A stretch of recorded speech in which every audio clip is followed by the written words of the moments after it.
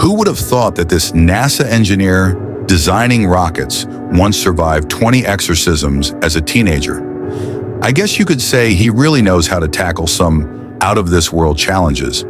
If you want to know how this NASA engineer's chilling tale inspired the iconic character from the novel and movie, The Exorcist, stay tuned till the end of this video.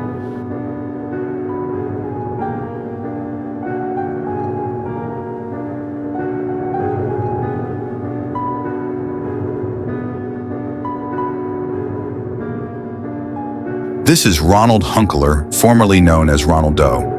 Born in 1935 in Cottage City, was a doted-upon only child, raised by his parents and his Aunt Tilly in Richmond Heights. Aunt Tilly, rumored to be a spiritualist, introduced Ronald to an Ouija board, a game that captivated the young boy. However, the time he spent with Aunt Tilly was marred by darkness. Researchers suggest that Ronald may have been sexually abused by either his aunt or his live-in grandmother, Anna Coppage. Aunt Tilly's death on January 15, 1949, marked the beginning of an eerie chapter for the Hunkeler family. Shortly after her passing, Ronald, along with his father Edwin, mother Odell, and grandmother Anna, began experiencing inexplicable phenomena in their home. Strange noises emanated from the walls and floors, progressing to scratching sounds under Anna's bed. Pictures, especially religious ones, would fly off the walls as if pushed from the other side. The family initially suspected an animal was trapped inside the walls and hired an exterminator, but the noises only intensified. One night, Ronald and his grandmother heard the sound of marching feet and beating drums on their bed.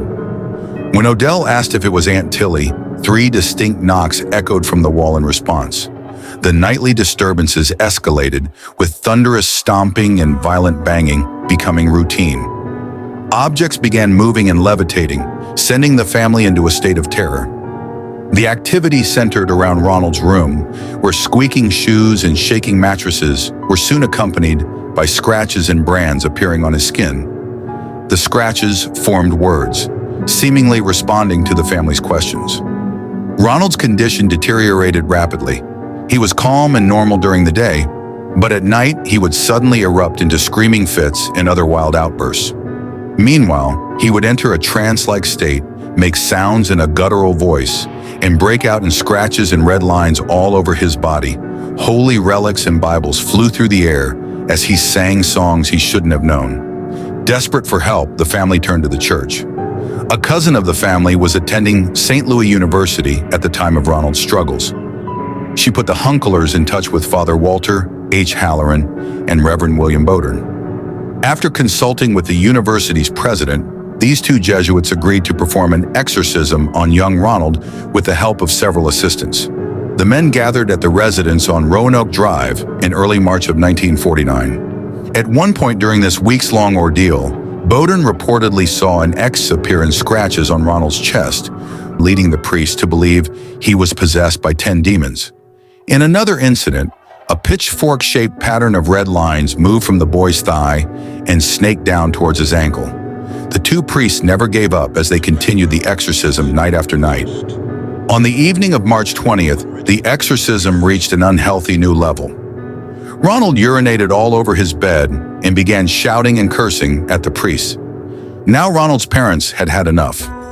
They took him to Alexian Brothers Hospital in St. Louis for more serious treatment. Finally, on April 18th, a miracle occurred in Ronald's room at Alexian Brothers. It was the Monday after Easter, and Ronald awoke with seizures. He yelled at the priests, saying that Satan would always be with him. The priests laid holy relics, crucifixes, medals, and rosaries on the boy, shouting at Satan and telling the demon that Saint Michael would battle him for the boy's soul. 7 minutes later, Ronald came out of his trance and told them simply, "He's gone." A Washington Post article from August 1949 reported that a Catholic priest had liberated the boy from possession. Years later, just before his death, a priest appeared at Ronald's home to perform last rites, ensuring his passage to heaven. "Ron's in heaven and he's with God now," his companion told the New York Post. So was Ron really possessed? Or was it some kind of mental illness that were very common to go untreated or unnoticed during those times because of lack of awareness or education? We did some research online and came across Ron's neighbor and classmate JC's interview. When he was asked if he thought Ron was really possessed, he said, "No, I don't think he was ever possessed. I think it was psychological. As far as any real possession or anything like that, I don't think so." There are some interesting psychological aspects to it. They were German Lutherans, and he was an only child, and I think the grandmother is actually the central figure. She played a very influential role in all of this. You had this old world religion superstition, and the mother got caught up in it, and the father just kind of stayed in the background. I think he could see what was going on, which is why he is never mentioned. The true story is much more intriguing from a psychological point of view. The basis of the real thing could be a damn good story, no doubt about it in my mind. We were in a class together at Bladensburg Junior High. One day he was sitting in a chair, and it was one of those deals with one arm attached, and it looked like he was shaking the desk. The desk was shaking and vibrating extremely fast, and I remember the teacher yelling at him to stop it. And I remember he kind of yelled, "I'm not doing it," and they took him out of class. And that was the last I ever saw of him in school. The desk certainly did not move around the room like that book said. It was just shaking. I don't know if he was doing it or what was doing it, because I just can't clear it in my mind. JC summarized Hunkler's character with his own story about life with Hunkler. There was this dog that ran around the neighborhood at that time. It was half red cocker spaniel, and it looked like it was half chow. This dog was mean, and nobody ever knew who owned it. It just came out of nowhere. Well, Ron basically adopted that dog. That dog was really his best friend, not me. That dog hated everyone and everything and would bite anyone in sight, but he loved Ron. Ron would feed it and bring it in the house with him. One time he called me up and told me to come over, and I never really trusted him because he was sneaky and a little mean. I was going over there, and he was looking out from the basement window, and when I got to his house, I heard the back porch door slam, and I knew right away what he'd done. He'd done this sort of thing many times before to different kids. I started running like hell because he'd sicked that dog on me. When I got home, he called me up and was laughing like hell. That's what kind of person he was. He did that all the time.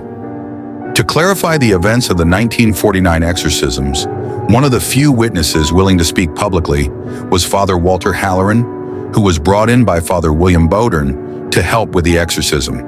When asked if Hunkler was truly possessed, Halloran remarked, "I can't make a definitive statement. I never claimed to have enough knowledge on the subject. I only reported what I observed, and my opinion wouldn't change anything." Regarding the boy speaking in different languages, Halloran mentioned, "Only Latin. I believe he was just imitating us." He noted that there were no noticeable changes in the boy's voice, and the strikes he received did not exhibit unusual strength. As for other reported unusual occurrences, Halloran mentioned just two. He recalled, "I witnessed a bottle slide across the room from a dresser. There was no one near it. The bed moved too. It had rollers, and I was leaning on it when it shifted once. While there was some spitting, it was not particularly remarkable. He did not observe any vomiting or urination. Although Halloran did see marks on the boy's skin, they did not form any recognizable letters or symbols." As we reflect on the events surrounding Ronald's experience, it's important to remember the narrative that emerged over the years. While the world may cling to sensational stories, we must acknowledge the complexities of the human experience. Ronald's story transcends the idea of possession. It highlights the struggles faced by many who grapple with mental health issues, often misunderstood in their time. Let us urge ourselves and others to look beyond fear and superstition. Let us seek a place of understanding and compassion. Together, we can create a world that supports and uplifts those in need.